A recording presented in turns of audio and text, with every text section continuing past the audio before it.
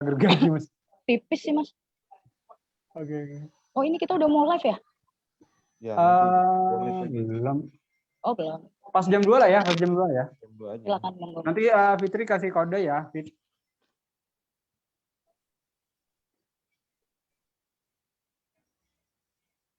Di Mavindo udah lama Mbak Benta? Oh sudah Mas, sudah 4 tahun. Dulu basicnya Wow, udah lama, jurnalis. Ya. di mana? Gimana, Di MNC dulu. Wah. Kebun Jeruk. Iyalah, jangan pernah ketemuan di lapangan nih kapan-kapan. Bisa. Karena kan biasanya wartawan itu lagi Mas. Iya, tergantung liputan di mananya sih. Iya betul. Ya, Fit. Oh ya, kita sudah live ya. Oke. Assalamualaikum warahmatullahi wabarakatuh. Selamat siang rekan-rekan RMID, Rakyat Merdeka semuanya dimanapun Anda berada. Senang sekali kembali kami pada hari ini bisa menjumpai Anda di talk show RMID.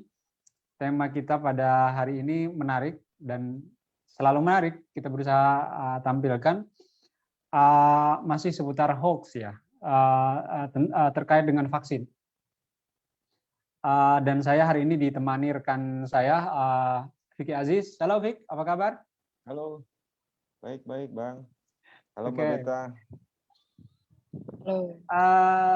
Dan tamu kita hari ini adalah Senior Fact Checker Mavindo, Masyarakat Anti Fitnah Indonesia, Bentang Febri Lian. Mbak Febri ya, saya panggilnya. Selamat siang Mbak Febri. Selamat siang Mas Rusma, selamat siang Mas Vicky. Selamat siang juga para pemirsa yang menyaksikan. Semoga sehat. Terima kasih. Ya. Mavindo, Masyarakat Anti Fitnah Indonesia. Kenapa ini perlu ada? Karena kita tahu sampai hari ini bertebaran berbagai macam hoax, termasuk soal vaksin ini. Padahal fitnah ini luar biasa. Katanya kan lebih kejam dari pembunuhan. Ya kan? Bukan pembunuhan ini, pembunuhan karakter juga kan bahkan ya. Dan kita tahu ya, vaksin ini salah satu instrumen yang penting sekali untuk sebagai upaya untuk mengatasi COVID-19 infeksinya yang saat ini masih belum habis. Kenapa kita undang Mavindo? Karena Mavindo adalah, saya intip nih dari websitenya, komunitas anti hoax yang telah resmi menjadi lembaga nirlaba dan sah secara hukum sejak tahun 2016. Betul ya Mbak Bentang ya? Betul Pak Rusma, betul. Oke. Bahkan saat ini anggotanya lebih dari 90.000 daring ya, secara daring, dan relawannya itu ada 1.000, lebih dari 1.000, dan lebih dari 20 cabang di berbagai penjuru Indonesia. Apa jangan-jangan ada tim luar negeri juga Mbak Bentang, overseas team gitu mungkin? Belum Mas. Belum ya, so far sih. Iya, 25 Masih di kota. dalam aja ya. Dan juga lembaga ini punya tim profesional dalam melaksanakan tugas-tugasnya. Dan menariknya, selain telah tersertifikasi secara internasional oleh International Fact Checker Network, IFCN, Mavindo juga telah bekerja sama dengan berbagai komunitas, akademisi, organisasi masyarakat sipil, tokoh masyarakat, bahkan PBB, Uni Eropa, WHO, UNICEF, CDC, ini lembaga pusat pengendalian dan pencegahan penyakit di Amerika Serikat, juga dengan Google, Facebook, dan sebagainya. Jadi penting sekali untuk kita dengarkan hari ini keterangan-keterangan dari Mbak Bentang. Mbak, kita tahu ya vaksinasi adalah salah satu instrumen penanganan COVID-19 yang perannya itu sangat penting karena vaksin ini memang dapat mengurangi risiko gejala berat dan menekan angka tingkat meninggal dunianya. Tapi pelaksanaannya vaksinasi masih kerap terganjal oleh masalah hoax ini. Boleh sedikit komentar dari Mbak Bentang, Mbak? Iya, terima kasih Mas Rusma. Ini jadi kalau memang berbagai hoax ini kan beredar di Indonesia selama masa pandemi COVID-19 melanda ya. Jadi kita nggak bisa pungkiri bahwa salah satunya adalah hoax yang memang berkaitan dengan vaksin. Yang dimana hoax vaksin ini bisa dikatakan dapat memperlambat vaksinasi itu sendiri. Jadi seolah-olah masyarakat dibuat takut dan khawatir terhadap efek vaksinasi yang memang dilebih-lebihkan dan juga dibesar-besarkan. Misal sebagai salah satu contoh yang kami temukan ialah hoax yang tentang adanya microchip yang ditanamkan dalam tubuh masyarakat lewat vaksin. Di Itu sebagai salah awal-awal satu itu saya ingat itu. betul itu kalau nggak salah di 2020. Kemudian hoax yang dikaitkan dengan magnet dan juga Bluetooth ini kan luar biasa sekali ya. Jadi dikhawatirkan masyarakat ada yang percaya lalu takut sehingga mereka Ada tidak yang mau percaya, divaksin. Iya, seperti itu Mas Rusma. Oke, Vicky silakan. Halo Vicky. Kalau di apa yang membuat jelas nggak? Halo. Oke, iya, terdengar Mas Vicky. Dengar nggak? Terdengar. Ya. Bagus. Memang banyak kalau ya, masyarakat kita yang termakan hoax ya, dan akhirnya mereka juga ikut menyebarluaskannya ya. Nah, kira-kira dari Mavindo ini melihat apa yang membuat masyarakat langsung percaya tentang berita-berita yang sesungguhnya tidak benar. Gitu. Dan mungkin cepat menyebarnya juga itu Mbak Bentang ya. Kenapa bisa? Iya, mohon maaf agak langsung sedikit secepat itu loh masyarakat menelan. Iya. Jadi Mas Vicky nggak bisa dipungkiri ya bahwa ketakutan masyarakat seperti hal yang saya sampaikan tadi sehingga ingin terburu-buru menyebarkan. Lalu nggak bisa dipungkiri juga bahwa saat ini kita masuk di era post-truth ya, era pasca kebenaran, yang dimana keadaan dimana emosi ini bisa mengalahkan logika. Jadi hal ini bisa saja terjadi di masyarakat di saat mereka sudah ketakutan lalu dirasa perlu sehingga mereka sampai dengan terburu-buru sampai halnya tidak melakukan cross check terlebih dahulu terhadap kita bisa lari padahal ke media A, ke media B, ke media C yang dimana sebenarnya kami di Mavindo juga sudah cukup memberikan wadah untuk masyarakat mencari kebenaran suatu informasi. Kurang lebih seperti itu sih. Sebenarnya ya memang amat disayangkan sih Mas Rusma dan Mas Vicky. Mbak, itu kan Presiden Brazil ya, kalau kita baca itu Bolsonaro ya saat ini kan tengah bersiap menjalani penyelidikan soal komentarnya yang sempat viral. Kata dia vaksin COVID itu bisa membuat orang lebih rentan terinfeksi HIV, itu kan kacau ya. Tapi tanggapan ininya ketika pemimpin negara yang harusnya menyerukan warganya untuk vaksin ini kok justru kayak gini gitu. Dan mungkin nggak hanya Brazil tapi yang viral ini gimana tuh Mbak? Iya, tentu kalau melihat saya cukup miris ya Mas Rusma karena tadi pagi sempat baca berita ini yang dimana mungkin pertama yang harus digarisbawahi diharapkan ini tidak terjadi di negara-negara lain yang dimana ini bisa membuat vaksinasi massal terhadap masyarakat ini terhambat gitu. Jika sudah demikian, ini herd immunity alias kekebalan kelompok pun akan sulit dikejar ya. Jadi hanya itu lambatnya mengejar target vaksinasi, ini juga bisa membuat COVID-19 ini semakin meluas untuk bermutasi. Jadi ya itu sih tadi yang harus digarisbawahi, semoga ini tidak menyebar atau tidak terjadi di negara lain, yang dimana diharapkan di dunia ini segera bangkitlah dari COVID-19 ini sendiri. Gitu, tapi Mas kan Rusma. ini dimanfaatkan mereka-mereka yang anti terhadap vaksinasi ini juga mereka makin bersemangat men-share itu. Tapi teman-teman dari Mavindo ada juga mengklarifikasi terkait isu ini nggak, bahwa dia ini sebenarnya kayak gini gitu Pak? Kami biasanya di Mavindo cukup memperhatikan isu-isu yang memang sedang ramai ya Mas Rusma ya. Tapi biasanya di saat isu itu atau informasi tersebut dirasa memang sudah layak disebut sebagai gangguan informasi ataupun hoax, kemudian referensinya sudah cukup kuat, itu biasanya baru kami buat artikel periksa faktanya. Kalau memang itu hoax, kurang lebih seperti itu Mas Rusma. Oke. Vicky silakan lanjut. Sehari itu berapa yang ditangkap teman-teman Mavindo penyebaran hoax terjadi di Indonesia? Mohon maaf Mas, di saya kurang terdengar sekali. Oh ini ya gangguannya. Data per harinya Mbak kurang lebih. Oke. Terkait dengan data vaksin ya. Iya.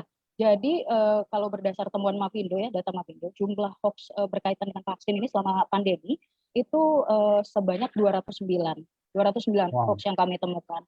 Jadi kalau berdasar temuan Mavindo, hoax vaksin pertama itu beredar di Maret 2020, Mas Vicky dan juga Pak Rusma. Jadi waktu itu kami menemukan ada hoax dengan narasi bahwa Cina akui dokter Palestina penemu vaksin corona yang terbukti ampuh 100%. Setelah kami melakukan penelusuran lebih lanjut ke berbagai macam media-media yang tentunya sudah kredibel, ternyata diketahui bahwa itu merupakan hoax. Lalu kemudian kalau bicara terkait data, sebaran di semester 1 2021 itu paling tinggi di Januari ya. Ini untuk semester 1 itu sebanyak 42. Lalu untuk posisi kedua itu di Maret sebanyak 23, kemudian di April itu 15. Nah, sementara untuk tema hoax vaksin sendiri di semester 1 itu paling tinggi itu berkaitan dengan sickness TB. Itu sebanyak 21. Kemudian disusul dengan konspirasi 17 hoax, kemudian dengan tema lain-lain ini sebanyak 16. Nah, jadi apa sih contoh dari sickness TB?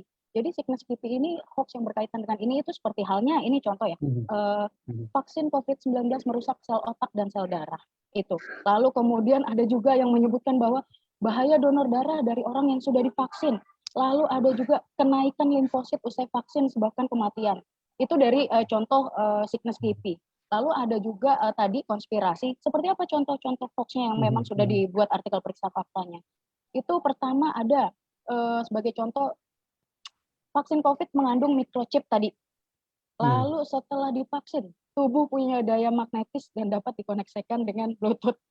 Lalu kemudian ada juga video salah satu pejabat pemerintah Denmark meregang nyawa saat umumkan pelarangan vaksin AstraZeneca. Itu sudah terbukti hoax ya. Lalu kalau berkaitan dengan tema lain-lain itu data yang kami miliki seperti halnya foto hasil CT scan paru-paru orang yang telah divaksin dan juga belum divaksin. Kemudian ada yang menyebut bahwa berada di sekitar orang yang baru divaksin dapat sebabkan gangguan menstruasi pada wanita. Wow. Itu cukup miris. Seperti itu Mas Rusma, Mas Vicky. Wow. Mbak, ini kita punya data ya, dan data publik hasil penelitian UNESCO menyimpulkan bahwa 4 dari 10 orang Indonesia itu kan aktif ya di medsos ya. Contoh ya, salah satunya Facebook yang punya 3,3 juta pengguna, kemudian WhatsApp dengan jumlah 2,9 juta pengguna. Fakta ini nih kira-kira ikut berperan nggak terhadap tingginya penyebaran hoax ya seputar vaksin ini? Iya. Nggak dipungkiri ini cukup berpengaruh ya, Mas Rosma dan juga Mas Vicky. Kenapa? Karena kembali lagi kepada data yang sudah ditemukan oleh Mavindo, hoax vaksin semester 1 itu paling banyak kita temukan di Facebook sebanyak 62. Justru.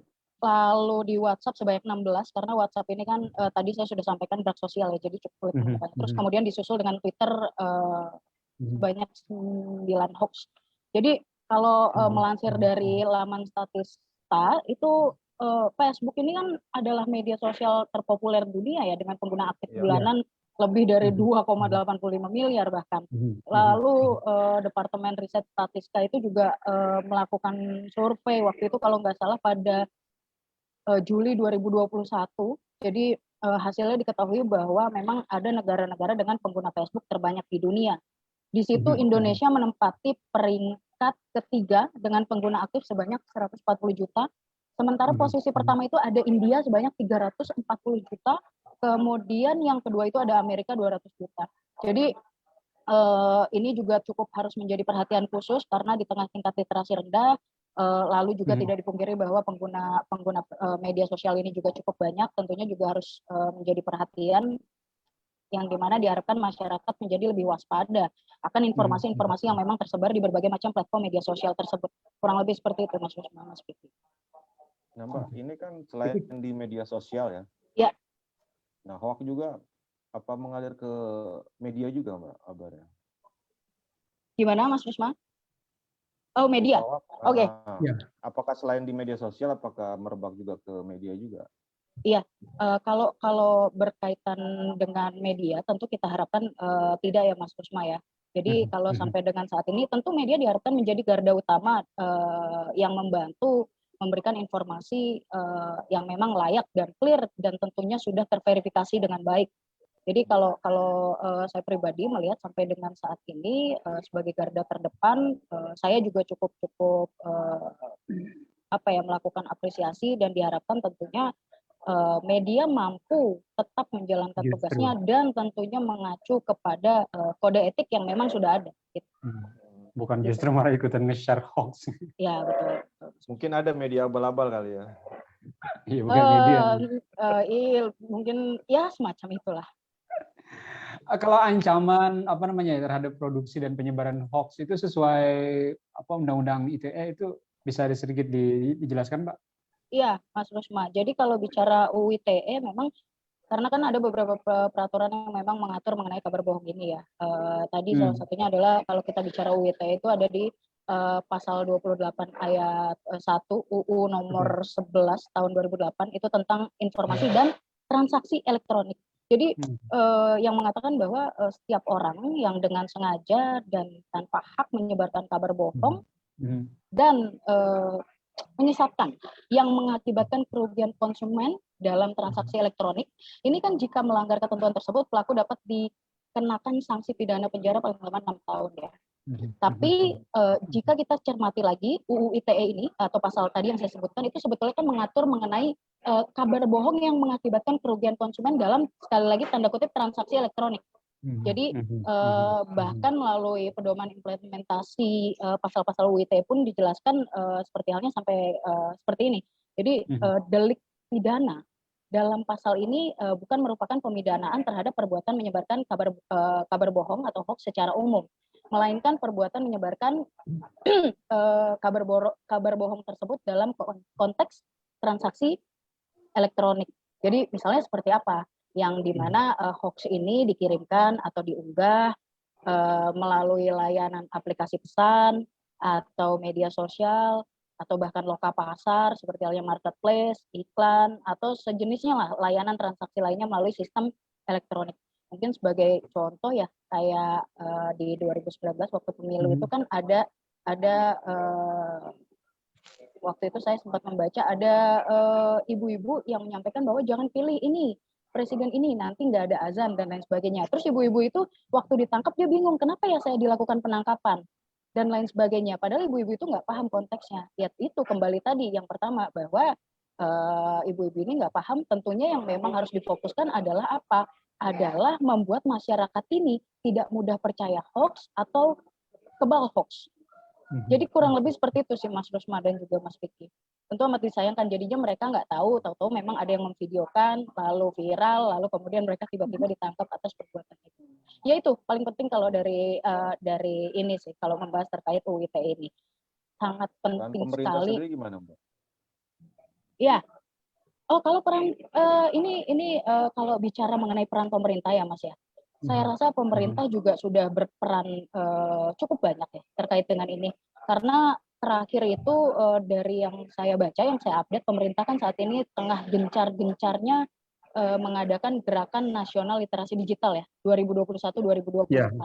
Ya, yang dimana di gerakan tersebut itu ada 4 pilar literasi digital. Itu yang pertama ada digital skills.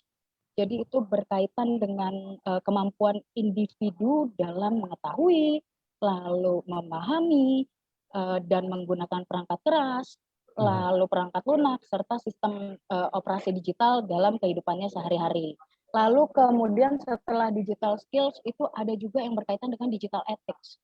Jadi ethics itu kemampuan menyadari atau mempertimbangkan dan mengembangkan tata kelola etika digital dalam kehidupan sehari-hari. Itu yang saya tahu pilar tersebut, 2 pilar itu, lalu kemudian disusul lagi dengan digital culture. Itu merupakan bentuk aktivasi masyarakat ya atau aktivitas masyarakat di ruang digital dengan tetap memiliki wawasan kebangsaan, Mas Rusma, Mas Vicky, nilai-nilai Pancasila dan kebinekaan. Terakhir itu ada juga digital safety, Mas Vicky, Mas Rusma, tentunya yang nggak kalah penting ya.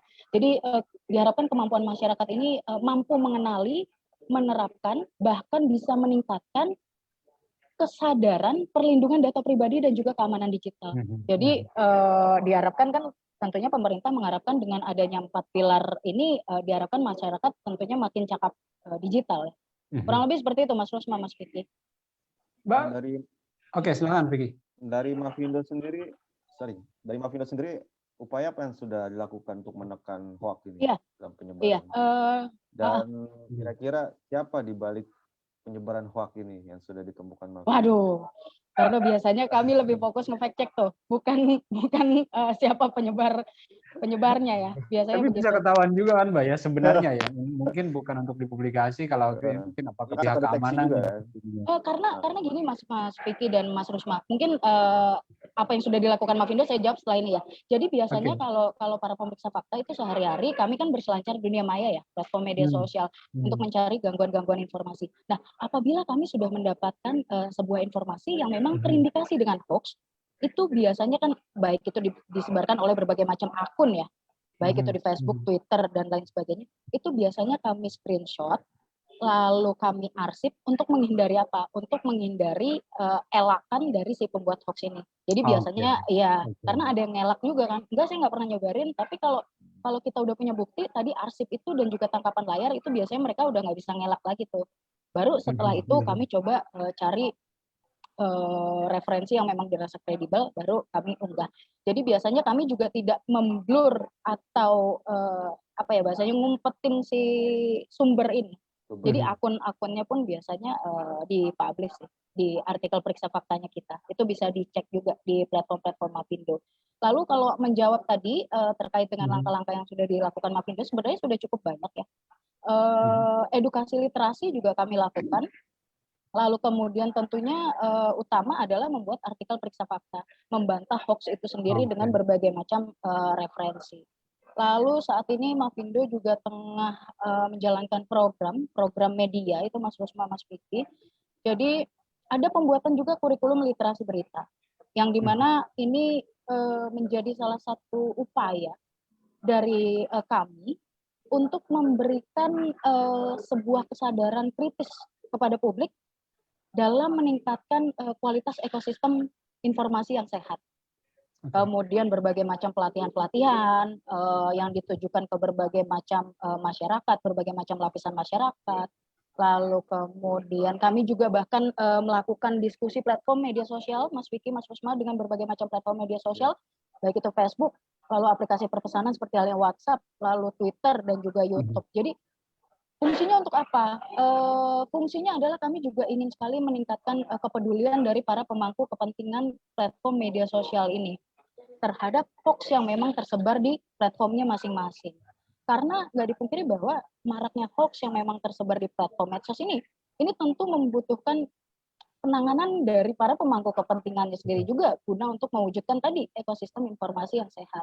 Nah, dari langkah-langkah ini diharapkan apa? Semakin sedikit memang masyarakat yang juga terpapar hoax, meningkatkan kemampuan masyarakat dalam mengidentifikasi hoax, lalu juga diharapkan masyarakat juga mengetahui bahwa penting juga kita turut serta menjadi bagian untuk menyebarkan sebuah artikel periksa fakta.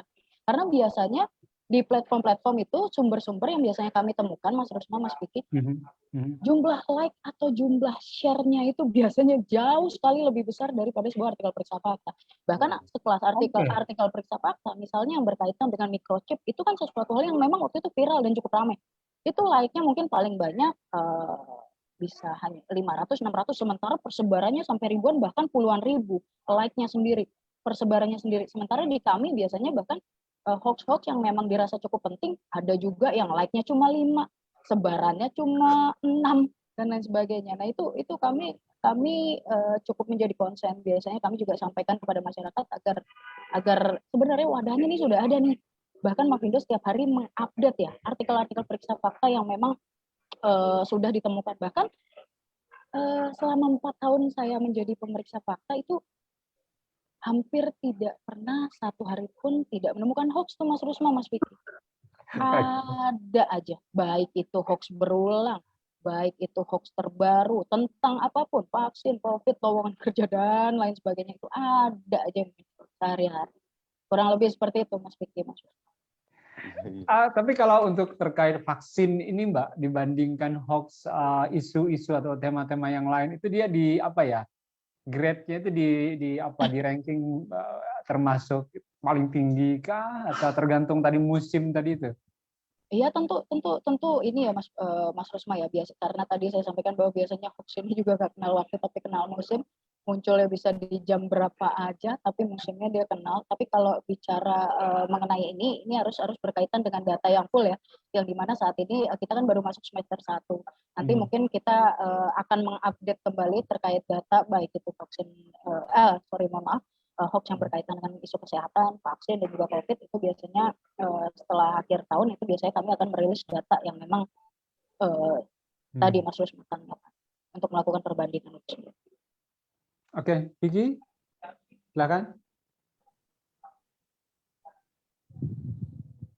Nge-freeze sepertinya Mas Vicky ya. Oh, kok ini ya? Oke, sambil nunggu Vicky lagi.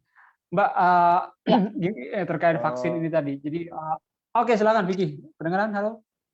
Ya. Kita ingin tahu, Mbak, model hoax terbaru untuk vaksin sendiri sekarang ini apa? Oh iya. Gimana Mas Vicky? Model hoax terbaru terkait vaksin katanya. Iya. Ada nggak? Terus penyebar luasan terbarunya seperti apa? Iya, ini saya coba sambil ingat-ingat ya, karena tadi saya sampaikan memang sehari itu cukup banyak. Jadi kalau yang terbaru itu yang diupload di platform kita di tunbackhoax.id, itu ada klaim bahwa video wawancara CEO BioNTech ya menolak divaksin karena alasan keamanan. Nah, itu kalau nggak salah dia tersebar di Twitter. Jadi sebuah video. Faktanya video tersebut merupakan video wawancara yang memang dilakukan pada 22 Desember 2020 tahun lalu, dan CEO ini sama sekali tidak menyatakan apapun terkait penolakan untuk divaksin. Jadi videonya apa, lalu konteksnya ini dibeda-bedakan, kurang lebih seperti itu Mas Rusma. Jadi karena hoax ini kan cukup beragam ya. Kadang video A lalu narasinya ditambahkan dengan C. Lalu video B narasinya ditambahkan dengan A, sebaliknya dengan foto, kurang lebih seperti itu. Pasca ada klarifikasi ya dari teman-teman Mavindo terhadap satu isu tertentu, termasuk misalnya khususnya vaksin ini. Kita fokus ke vaksinnya. Kelihatan nggak sebelum dan sesudah hoax itu beredar, dan sebelum dan sesudah ada klarifikasi dari teman-teman Mavindo misalnya, akhirnya masyarakat lebih gitu, pemantauan pasca itu ada atau dibiarkan masyarakat saja, yang penting kita sudah menyediakan tools untuk klarifikasi ini? Iya, kalau mengacu ke masyarakat tentu harus bicara data ya Mas Rusma ya, Mas Vicky. Ada nggak ini ya, nggak secara langsung ya teman-teman di Mavindo punya itu ya? Halo? Jaringan. Oh iya ya. Vicky bagus kan ya? Bagus. Di Mbak Bentangnya kayaknya. Mbak Bentang hilang. Masih ada waktu sebenarnya nih. 4 menit. Iya. Halo. Ya, kita tunggu sebentar. Hilang ya? Mohon maaf teman-teman, ini ya. Oke, mohon maaf. Oke, silakan. Iya, mohon maaf, sepertinya saya terpental barusan. Jadi saya sambung lagi ya Mas Rusma ya terkait itu. Tentu harapan kita, konsen kita adalah sebaik mungkin mengedukasi masyarakat, lalu membuat artikel periksa fakta.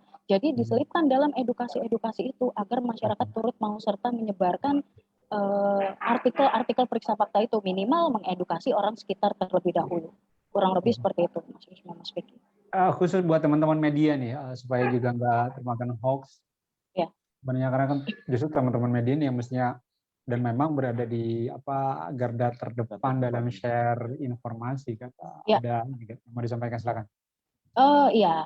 Tentu diharapkan ya kawan-kawan ini bisa berpegang teguh kepada kode etik ya, serta mengedepankan tadi yang namanya verifikasi, yang dimana kan kawan-kawan media dan jurnalis ini diharapkan tentu terus meningkatkan kapasitas diri agar makin cakap terhadap teknologi, mengingat bahwa kredibilitas ini kan juga turut dipertaruhkan ya Mas Rusma, Mas Vicky, saat seseorang menyebarkan kabar bohong atau informasi palsu, kurang lebih seperti itu. Jadi ya intinya ya paling penting menurut saya pribadi yang memang saya pernah juga bekerja di salah satu media, untuk kita harus berpegang teguh kepada kode etik dan juga mengedepankan verifikasi atas sebuah informasi. Kurang lebih seperti itu, Mas Rusma. Oke, Vicky ada lagi, Vicky? Cukup kayaknya. Paling ini aja Mbak, kira-kira ini sudah tinggal sedikit waktunya, tapi kita pengen ya pesan ya dari Mbak Bentang dan teman-teman Mavindo terkait tema kita hari ini ya, jangan termakan apa namanya hoax. Jadi ayo kita vaksin aja. Jadi dari berbagai macam apa namanya hoax yang bertebaran itu, terutama termasuk terkait vaksin ini, selama ini mungkin bagaimana intinya? Iya. Jadi memang fitnah kan umumnya gitu. Jadi tapi ini yang terpenting Mas Vicky, Mas Rusma udah divaksin kan ya? Oh udah. Udah. Tuh. Maret udah selesai. Iya. Sama kita berarti sudah divaksin. Jadi memang tinggal di booster. Tinggal di booster. Iya, tinggal di booster, biasa diharapkan bisa cepat-cepat. Yang dimana mungkin menyambut terakhir ini dari tadi yang disampaikan oleh Mas Rusma, bahwa memang hoax ini tersebar sangat bisa dikatakan ada aja ya setiap hari, yang dimana baik itu pemerintah nggak bisa sendiri, Mavindo juga nggak bisa sendiri, bahkan kita juga cukup harus mengapresiasi seperti halnya hari ini yang tengah dilakukan oleh tim Rakyat Merdeka ya, untuk melakukan edukasi seperti ini. Kenapa? Karena saya lihat juga di Instagram itu cukup update sekali ya Mas, saya mengundang para narasumber yang memang kompeten di bidangnya untuk menjadi salah satu support dari kita semua untuk sembuh dari COVID-19 ini. Kurang lebih diharapkan kita semua, baik itu masyarakat berbagai macam lapisan, diharapkan juga mau turut serta membantu bersama-sama untuk menghilangkan COVID-19 ini dengan cara apa? Meminimalisir bersama-sama sebaran hoax tersebut, dan ayo vaksin. Karena saya sudah divaksin, Mas Rusma juga sudah, Mas Vicky juga sudah. Kurang lebih seperti itu Mas Rusma. Dan kita nggak apa-apa setelah divaksin kan ya. Iya, alhamdulillah. Iya, bukti lah dari sekian ribu dan ya sejumlah banyak teman-teman warga negara Indonesia dan warga dunia lainnya sudah divaksin, nggak ada apa-apa. Ada yang faktor-faktor meninggal itu ya itu faktor karena sakit apa-apa. Jadi silakan dicek gini Mas Rusma. Kalau ada klaim-klaim yang nggak sesuai, mungkin para penonton di sini ya silakan lari ke platform Mavindo yang memang sudah diupdate. Jadi kita bisa lihat di situ hoax apa saja sih yang berkaitan dengan vaksin. Oh misalnya, saya dapat terkait dengan ini nih, vaksin bisa microchip dan lain sebagainya. Oh ternyata faktanya seperti ini. Ya seperti itu Mas Rusma. Terima kasih. Dan bisa ditemuin di www.turnbackhoax.id mavindo.org atau apa tadi dan juga turnbackhoax.id. Kita bisa cek di situ. Turnbackhoax.id ya. Oke, itu buat teman-teman yang nonton semuanya, dan kita bisa share terus dalam upaya kita melawan pandemi COVID-19 saat ini. Mudah-mudahan bisa kita atasi bersama, yang salah satunya adalah dengan jangan takut divaksin, karena nggak ada efeknya apa-apa ya, walaupun itu paling sedikit lah ya, ada gejala pegal dan nggak ada yang berat. Oke, terima kasih sekali Mbak Bentang dari Masyarakat Anti Fitnah atau Anti Fitnah Indonesia, Mavindo, posisinya sebagai senior fact checker di Mavindo. Sekali lagi terima kasih. Terima kasih banyak Mbak Bentang atas waktunya hari ini. Vicky terima kasih, dan teman-teman semua yang nonton acara kita hari ini. Semoga bisa kita share informasi ini. Sekali lagi terima kasih. Selamat siang. Assalamualaikum. Waalaikumsalam. Terima kasih Mas Rusma, Mas Vicky. Terima kasih ya Mbak. Terima kasih ya kawan-kawan.